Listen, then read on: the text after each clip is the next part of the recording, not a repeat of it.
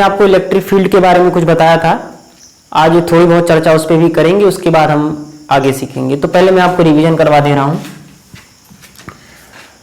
मैंने आपको वैद्युत क्षेत्र में बताया था किस तरीके से हम पता करते हैं और इसकी क्या इंपॉर्टेंस है। वैद्युत क्षेत्र में हमने एक फार्मूला बताया था, E बराबर F/Q0, यहाँ वेक्टर लगाया था और मैंने आपसे कहा था ये टेस्ट चार्ज होता है, ये वैद्युत क्षेत्र है और ये वैद्युत बल है। हमने इसके दो मात्रक बताए थे, एक बताया था न्यूटन प्रति कूलम, एक बताया था वोल्ट प्रति मीटर। और उसके बाद बताया था एक सदिश राशि होती है, दिशा बल की दिशा में होगी। एक और इंपॉर्टेंट बात समझिएगा, जैसे मान लीजिए यहां पर इलेक्ट्रिक फील्ड है, अभी मैं आपको बताऊंगा वैद्युत बल रेखा। तो मान लीजिए ये है वैद्युत क्षेत्र, अभी मैं समझाऊंगा इसका मतलब क्या होता है। ये मान लीजिए वैद्युत क्षेत्र ऐसे फैला हुआ है इस दिशा में, और मैं क्या करता हूं यहां पर एक प्लस चार्ज रख देता हूं। इसको समझिएगा ध्यान से।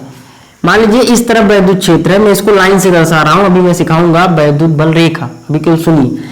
ऐसे लाइन से मैं दर्शा रहा हूं, इस तरफ मेरा वैद्युत क्षेत्र है, यहां पर प्लस क्यू चार्ज मैं लाके इसमें रख देता हूं। जैसे ही मैं लाके रख देता हूं, मैं क्या देता हूं, इस प्लस क्यू चार्ज पर एक बल लगता है, और वो बल किस दिशा में लगता है ये जानना जरूरी है। तो वो जो चार्ज है वो वैद्युत क्षेत्र की दिशा में इस पर बल लगता है। लेकिन अगर मैं यहीं पर माइनस चार्ज रखता हूं, तो मैं देखता हूं इस पर जो बल लगता है वो वैद्युत क्षेत्र की विपरीत दिशा में लगता है। इसका मतलब समझिए, E बराबर होता है F/Q, होता है E बराबर F/Q। तो मुझे बताओ F बराबर E × Q। अगर तुम Q को प्लस लेते हो, Q को प्लस, तो यहां प्लस आएगा। इसका मतलब वैद्युत क्षेत्र पॉजिटिव, F पॉजिटिव आया। तो इस स्थिति में जो आवेश है उस पर जो बल लगेगा वो वैद्युत क्षेत्र की दिशा में लगेगा। लेकिन अगर यहीं पर माइनस हो जाए, ये रहा, अब जो बल लगेगा ये देखो ना माइनस आ गया। इसका मतलब अब बल की दिशा उस आवेश पर वैद्युत क्षेत्र की कैसे लगेगी, विपरीत में लगेगी, क्योंकि ये सदिश राशि है ना, तो माइनस को ये समाप्त करके दिशा पलट लेती है। जैसे मैं कहूं पूरब बराबर माइनस पश्चिम, मतलब समझे इसका, ये माइनस को हजम कर जाएगा और अपनी दिशा को पलट लेगा। जैसे मैं लिखूं 4 मीटर माइनस पूरब, ऐसा हो -4 मीटर पूरब, तो मैं इसको लिख सकता हूं 4 मीटर माइनस पूरब और लिख दूंगा मैं 4 मीटर पश्चिम। सदिश राशि के पास हाजमा मजबूत होता है, माइनस को हजम कर जाएगा, दिशा को पलट लेता है। ठीक है, वही हाल है। तो माइनस को हजम कर सकता है, दिशा पलट लेगा। तो कुल मिलाकर क्या बताना चाहते हैं दोनों से, प्लस क्यू चार्ज पर जो बल लगेगा वो वैद्युत क्षेत्र की दिशा में लगेगा। माइनस क्यू आवेश वाले पर जो बल लगेगा वो वैद्युत क्षेत्र की विपरीत दिशा में लगेगा। ये दो कॉन्सेप्ट आप ध्यान रखिएगा। अब इस पर सवाल कैसे बनते हैं उस पर अभी हम आएंगे। अब जरा नेक्स्ट हेडिंग लगाएंगे हम, और हम समझेंगे कि किसी बिंदु आवेश के कारण वैद्युत क्षेत्र की तीव्रता कितनी होती है। मेरे साथ आप लिखते चलिएगा, किसी बिंदु आवेश के कारण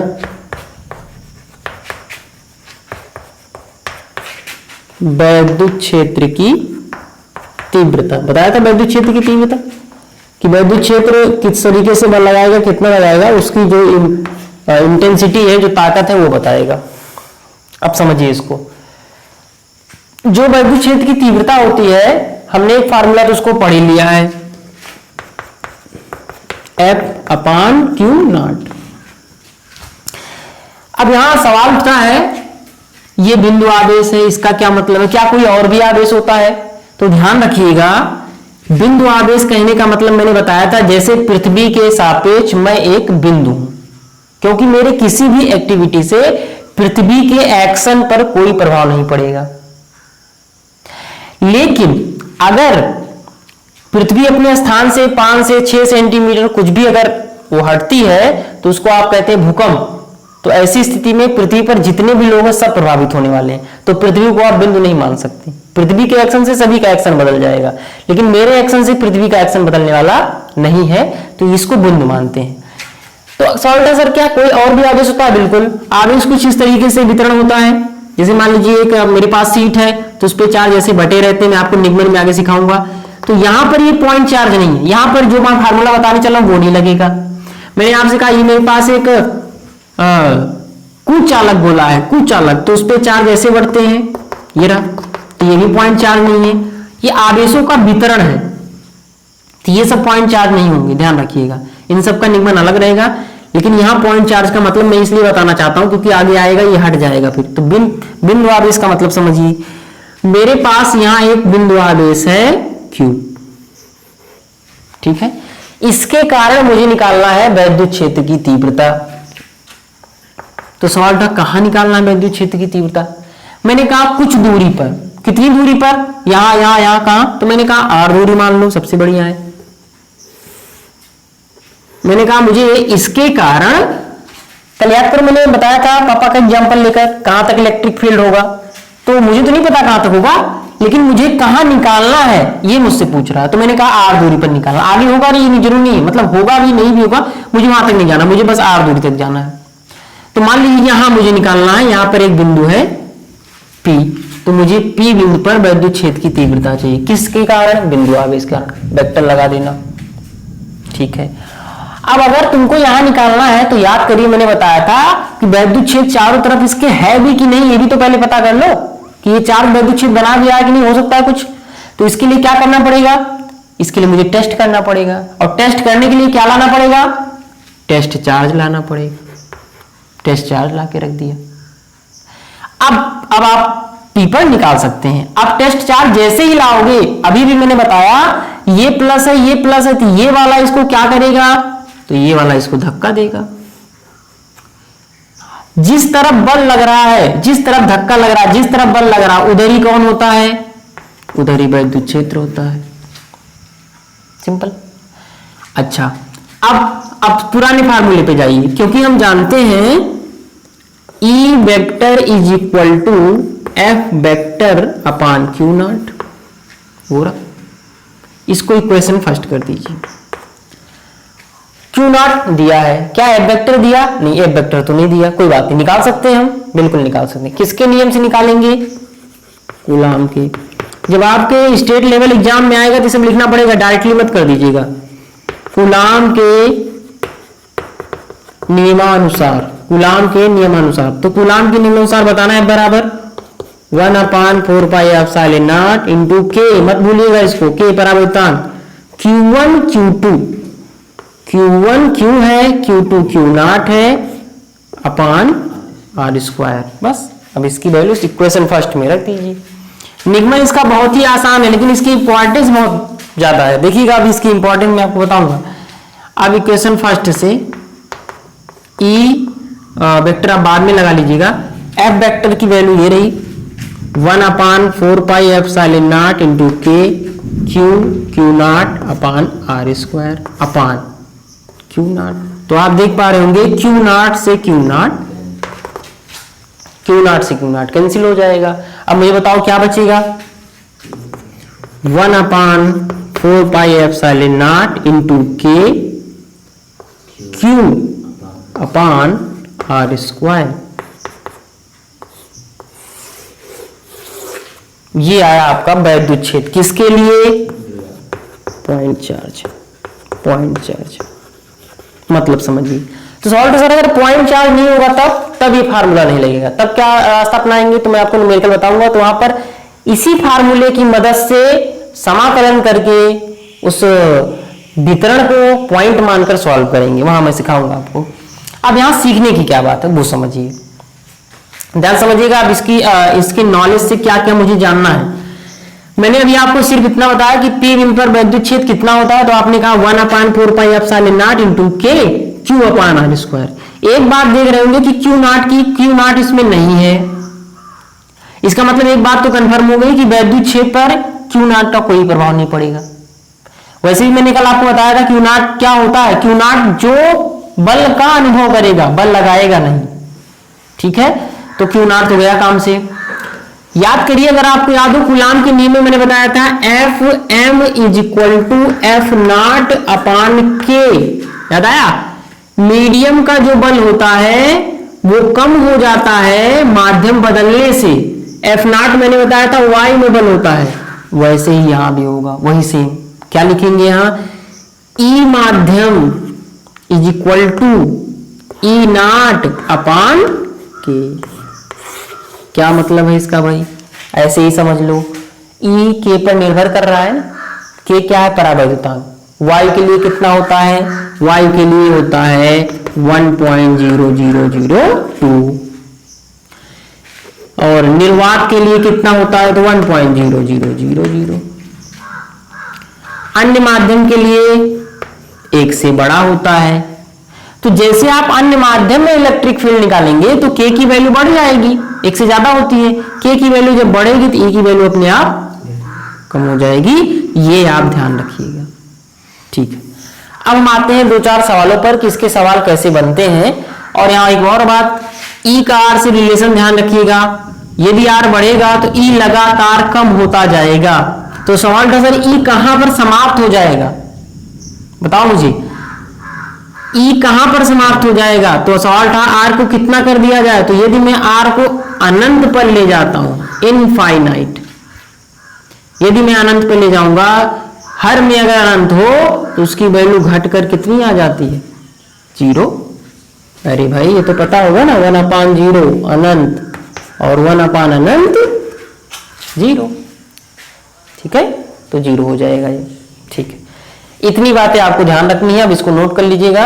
अब मैं आगे बढ़ रहा हूं। ये मैंने आपको सिंपल वे में बताया कि बिंदु आवेश का वैद्युत क्षेत्र की तीव्रता कितनी होती है।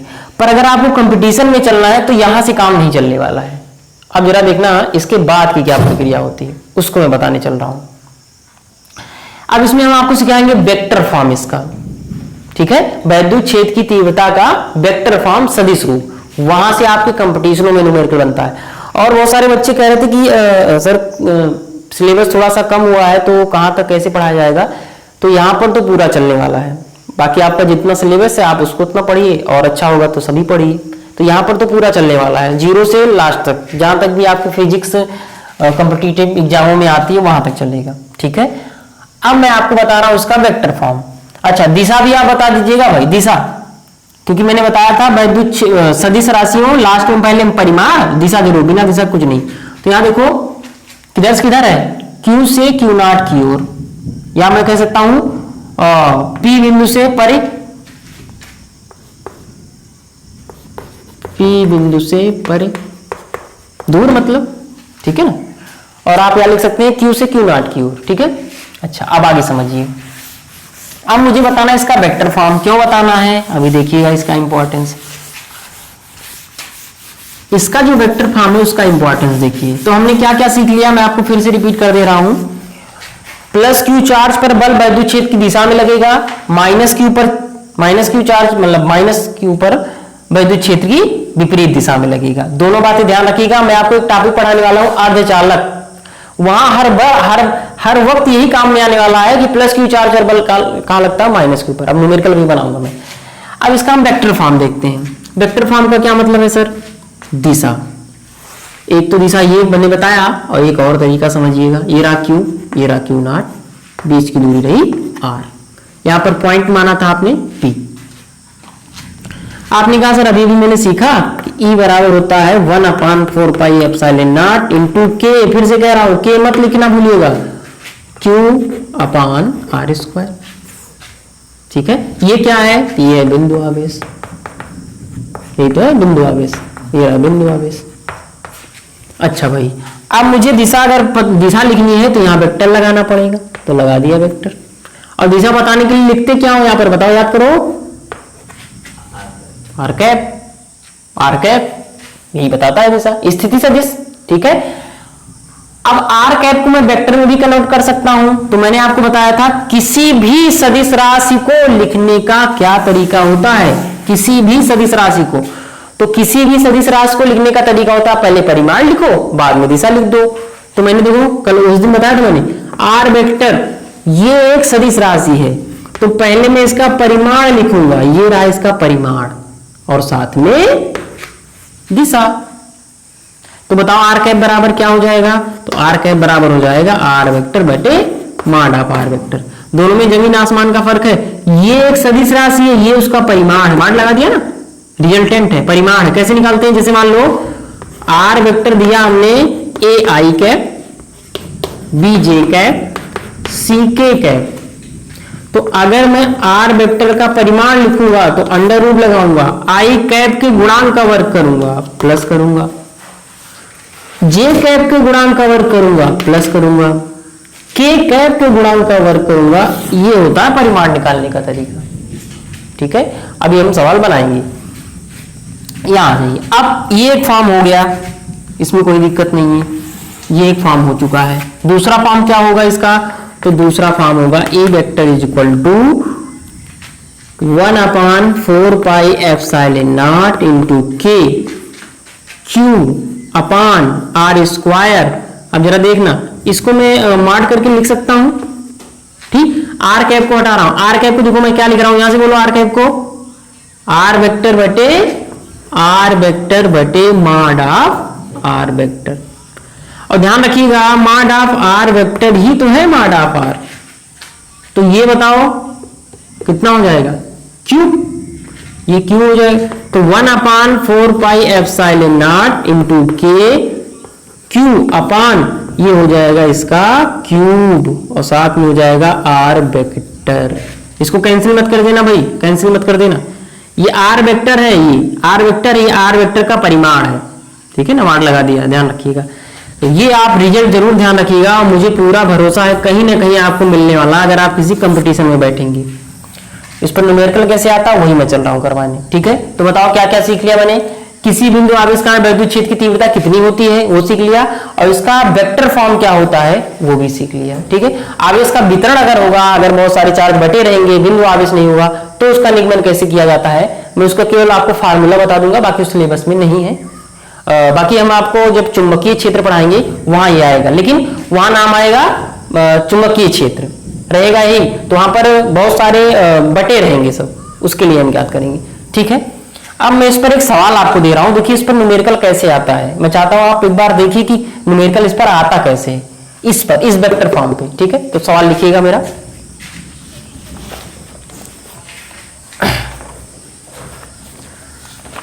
सवाल किस तरीके से है देखिएगा, बहुत ही अच्छा सवाल है, तो ये आपको समझ में भी आ जाएगा कि किस तरीके के सवाल बनाता है।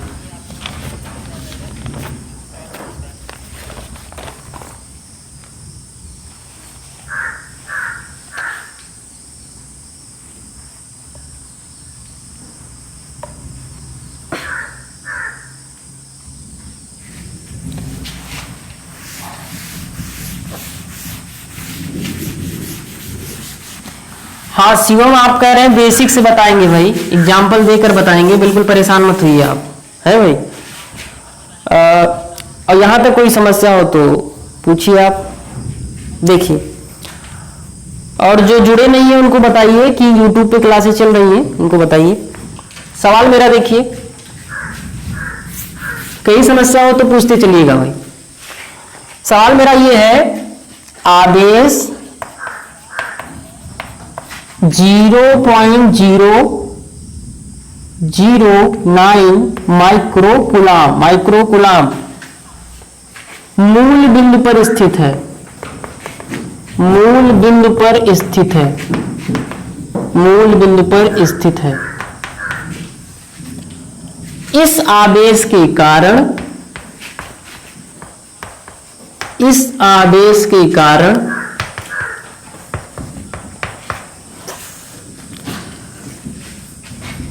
बिंदु √2, √7, 0 पर वैद्युत क्षेत्र की गणना कीजिए, वैद्युत क्षेत्र की गणना कीजिए।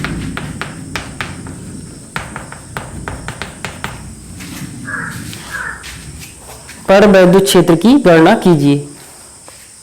ये मेरा सवाल है। अब इस सवाल को देखते ही समझ में नहीं आता कि शुरुआत कैसे करें, तो मैं आपको बताऊंगा किस तरीके से हम सवालों में सूत्र को अप्लाई करते हैं, फार्मूला कैसे लगाते हैं। समझिएगा मेरी बात को। जैसे मैंने आपसे कहा, अभी मैं एक एक करके सवाल करा रहा हूं। एक मैंने फार्मूला पढ़ा E बराबर F/Q। एक मैंने फार्मूला पढ़ा 1/4πε0 इंटू के Q अपान R²। एक मैंने और फार्मूला पढ़ा E बराबर 1/4πε0 इंटू के Q upon mod of R vector का क्यूब R वेक्टर। ये है इसका वेक्टर फॉर्म। अगर मुझे सवाल कहता है कि एक आवेशित कण है, उस पर इतना न्यूटन का बल लग रहा है, मुझे वैद्युत क्षेत्र बता दो। इतना न्यूटन का बल यानी F दे दिया तो मैं इस फार्मूले पर आ जाऊंगा। ठीक है, मुझसे कह रहा है एक मेरे पास बिंदु आवेश है 4 मीटर की दूरी पर, मुझे वैद्युत क्षेत्र बता दो। एक बिंदु आवेश है 4 मीटर की दूरी पर, मुझे वैद्युत क्षेत्र बता दो। अब दूरी पूछ लिया तो दूरी वाला फार्मूला लगा दो, बिंदु आवेश वाला। ठीक है, लेकिन अगर मुझसे बात करता है ये 2D में 3D में, इसका मतलब वो वेक्टर फॉर्म पूछना चाहता है। इसको पहचानने का तरीका समझिए कि मुझे कैसे पता चलेगा कि यही वाला फार्मूला लगने वाला है। इसमें कहेगा 4 मीटर की दूरी पर मुझे वैद्युत क्षेत्र बता दो, निकाल दो, कोई दिक्कत नहीं है किसी बिंदु आवेश कारण। लेकिन अगर मुझसे कहे कि इस तरीके से, देखना सवाल क्या कह रहा है, आवेश 0.09 माइक्रोकूलम मूल बिंदु पर स्थित है, तो मैंने कहा ठीक है भाई, मूल बिंदु पर मैंने बना लिया मूल बिंदु, ये रहा मूल बिंदु। अब आप इसको देखकर बताइए आप कि ये एक विमीय है, द्विविमीय है, त्रिविमीय है। तो आप कहेंगे सर इसमें x है, y है, z तो नहीं है, पर x और y है ना, इसका मतलब यहां से तो सवाल नहीं बनने वाला। क्यों? क्योंकि ऐसा सवाल कहता है 1D में 2 मीटर दूरी पर, 4 मीटर दूरी पर, 6 मीटर दूरी पर, एक विमीय में बात करता। द्विविमीय त्रिविमीय जैसे आएगा तुरंत समझ जाइए वो वेक्टर वाला फॉर्म पूछ रहा है। ये इकलौता सवाल है, बहुत ही अच्छा सवाल है। अगर कभी भी आपको कहीं मिलता है तो ये आपको परेशान करने वाला, मैंने इसलिए इस सवाल को लिया। तो अब तो बहुत आसान है, √2, √7 और 0, इसको इस फार्मूले से मैं इस फार्मूले पे एप्लीकेबल कर रहा हूं। अब मुझे बताओ, क्या आप इस बात को समझ पाए यही वाला क्यों फॉर्म लग रहा है? ये बात समझ में आ रही कि नहीं दिमाग में? ये कब लगाता मैं? ये तब लगाता जब वो कहता √2 मीटर दूरी पर बता दो, √7 मीटर की दूरी पर बता दो, 4 मीटर की दूरी पर बता दो। लेकिन ये कह रहा नहीं, मुझे √2, √7, 0 मीटर की दूरी पर बता दो। यहां समस्या है। 1D नहीं है, 1D होता तो यहां से करता मैं, 2D 3D होगा तो यहां से करेंगे। याद करिए मैंने वेक्टर फॉर्म बल में बताया था ना, फार्मूले पर